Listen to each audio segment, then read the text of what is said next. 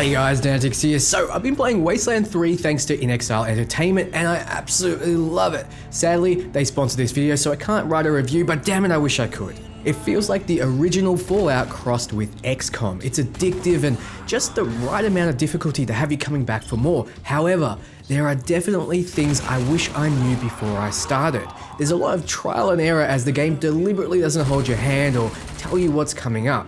So in this video, I'll cover over 10 things I wish I knew before starting Wasteland 3, including how to build your characters, what skills, attributes and quirks to pick, toaster repair, modding, first aid exploration and more. So let's begin. Oh baby, dance with me.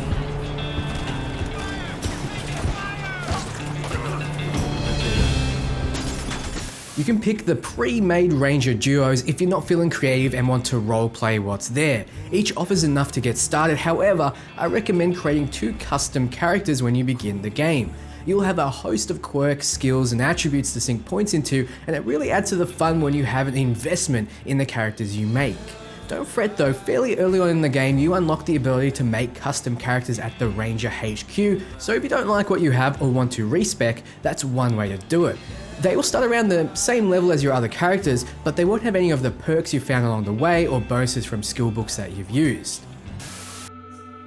So the first thing you need to know is how to build your starting character. You have a background, cosmetic choices, starting weapons, attributes, skills and quirks. Most cosmetic choices can be changed at the Ranger HQ besides your face and your gender.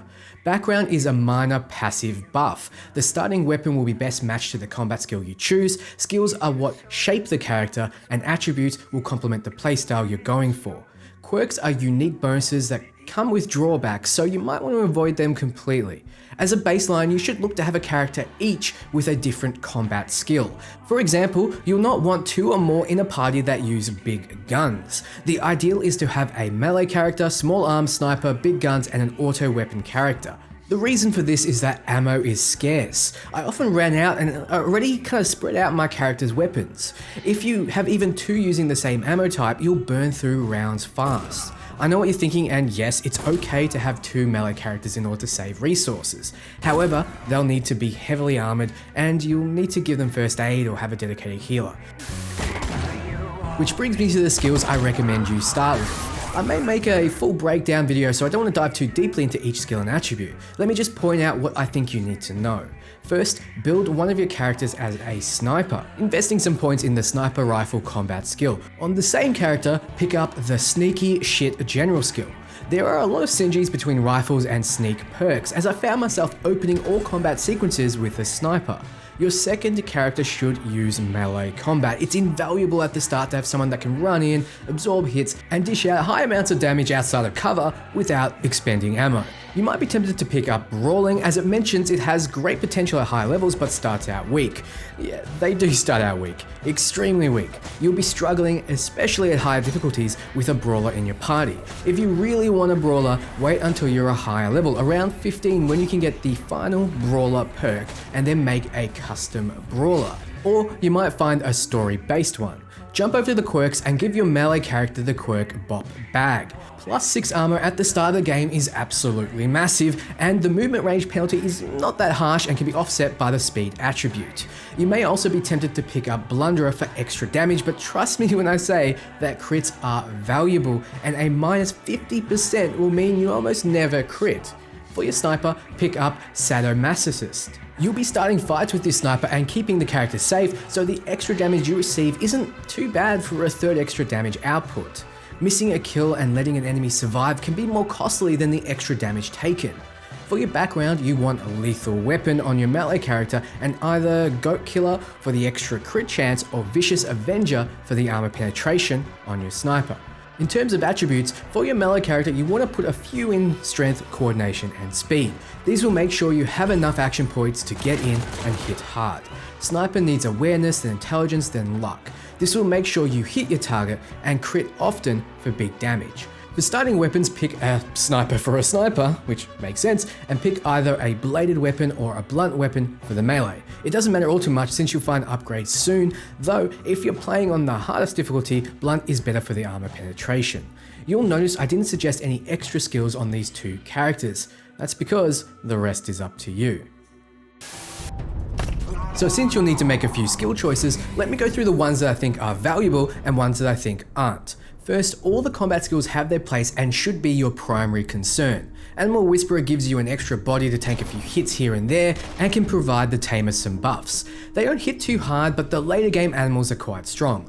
Early on, you can tame a cat that you can't find elsewhere, just outside of the tutorial section, so if you want this cat, pick up at least 1 point in the skill. Explosives are useful all throughout the game to disarm mines and traps as well as blow shit up. You can even open locked doors and safes with explosives, though the contents will be less. First aid isn't necessary early on, but you're going to need one after gaining the Ranger HQ, more on that later. Weird science isn't necessary early, and the wacky weapons, items and gear you find is fun, but better late game. Both armor and weapon modding are completely useless to you on dedicated characters, more on this soon.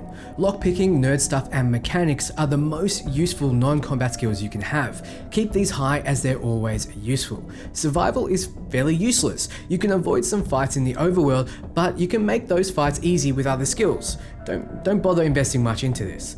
Toaster repair has its uses, more on this soon. Social skills I don't find to be game changing. Butter helps you slightly when you're in desperate need of some ammo, but you can just put a butterer in your party, go buy what you need, then swap them out. Hard ass and kiss ass will let you avoid fights, get better rewards, and finish the game in different ways. I never found leadership to be all that useful, and it provided minor bonuses unless you invest into it. I mentioned Toaster Repair before, but it deserves its own explanation. It's easy enough to have a party member with the skill, but you either invest or you don't. You find toasters rarely around the world. Repairing them will yield big rewards, from pieces of toast that fully heal and buff your character, to items, mods, and tokens that can be traded in for random buffs or permanent perks. It's entirely possible to note down every time you see a toaster and come back later with a dedicated toaster character with toaster perks to loot them better. However, here's the kicker. There are specific perks that unlock as you invest in the toaster repair skill that buff fire damage. So if you plan to make a heavy weapon focused character that uses flame weapons, explosives, Molotov cocktails, has a Disciple of Metal background, and the Pyromaniac quirk, then Toaster Repair is a great accompanying skill. I mentioned modding and why it isn't needed. Well, when you want to mod your items, simply go back to the Ranger HQ, whip out a dedicated modding character and get them to do it. Then put them away and set out again. Modding skills let you kind of strip down items for mods and scrap, but without the perks, you're wasting your item's potential. Just bank up your items until you have a dedicated modder with max skills and perks. A modder that can apply your mods when you need them. Skill points are a premium on your squad, and they're better spent on other things, at least until you have too many of them.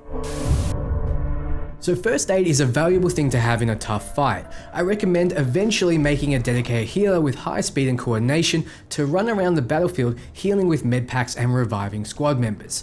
If there's any character to put leadership on, this would be the one, as they usually have action points to spare for buffing the squad, and reviving allies as a leader will provide a huge health buff to all around them. This would be the only character I don't recommend putting a lot of skills into combat, though small arms would suit them best, as pistols don't take many action points and can fire from range. Shotguns can also clear cover.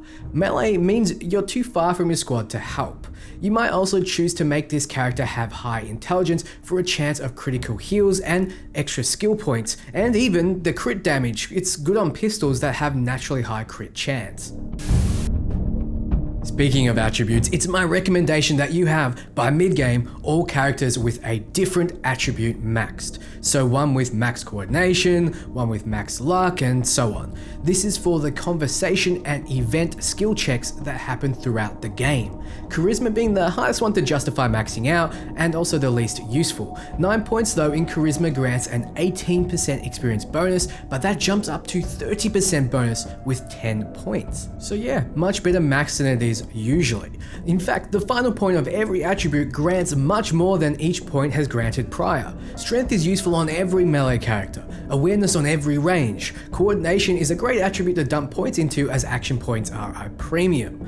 Intelligence gives you godly damage and extra skill points, luck can save your character penetrate armor or kill the unkillable, speed can move you around the battlefield easily and make you harder to hit, charisma gives you more team XP, charges your ultimate faster and increases your leadership range. Knowing all that, I'm sure you'll find a character that suits each.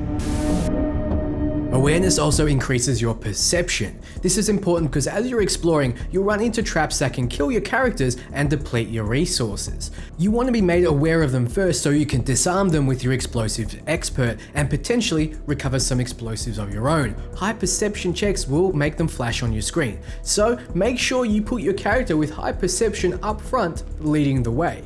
You can do this by selecting them and pressing spacebar to select the rest of your squad. It will ensure that they're up front. You might also find some buried goodies. If you plan on digging for your life, consider the Prospector quirk on your character with high perception, as they can occasionally find nuggets while digging that are worth quite a lot. A new feature is exploring in your trusty makeshift APC, during which time you'll run into random road encounters. You may be ambushed by wild critters, in which case you can use your survival skill to run or use another skill check to make the fight easier. You may also run into merchants and stashes. You may, however, see a scorpion bot roaming around. If you see one, I recommend going up to it and triggering the event. If you're sneaky enough, you can loot a few times without triggering a fight, but I think you should trigger the fight, if you're ready that is, because you can bring your vehicle. Your vehicle, when it gets close enough, can run the scorpion bot over, instantly killing it. The rewards you get are huge. I upgraded all my weapons twice over in one encounter fairly early on, and it feels like it shouldn't have been this easy. Don't forget your energy weapons and EMP grenades do extra damage to bots. The APC itself is super powerful in fights you're allowed to bring it. Don't sleep on this, as it functions as a crew member that's tougher and hits harder than you. A high mechanic character will be able to keep it repaired. Along your travels, you'll find skill books. Using one will permanently raise a skill point on the character who reads it.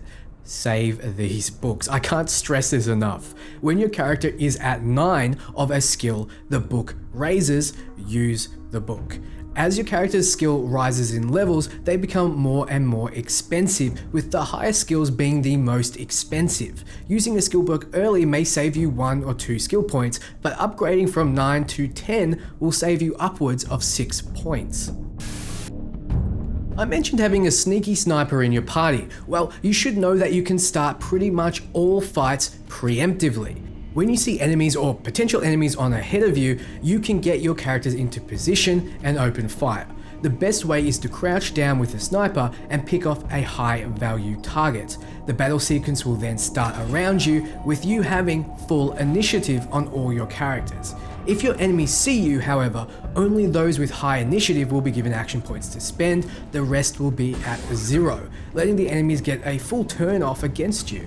You don't want this. Sometimes if an enemy is grouped up and it's going to be a tough fight, you can open with a rocket or grenade. Sometimes you can avoid fights entirely by sneaking around them. Just remember to quick save before it. Don't forget that you can switch weapons for no cost and even equip another. Although equipping new weapons from the menu will have you needing to reload them, which costs action points. If you ended up getting Animal Whisperer on your sniper, get a Waste Wolf. It increases your undetected damage and frightens enemies that come too close with a howl. If you want some added protection and damage, don't sleep on mechanics. They can set up turrets and create temporary machine allies, both of which absorb hits and dish out quite a bit of damage. So thanks for watching, guys, and thanks to inExile for reaching out. Are you picking up the game? How do you think you build your characters come release? Let me know below. Like always, the YouTube clicky clickies help me out a lot, but I'll be back soon with more RPG content. See you, friends.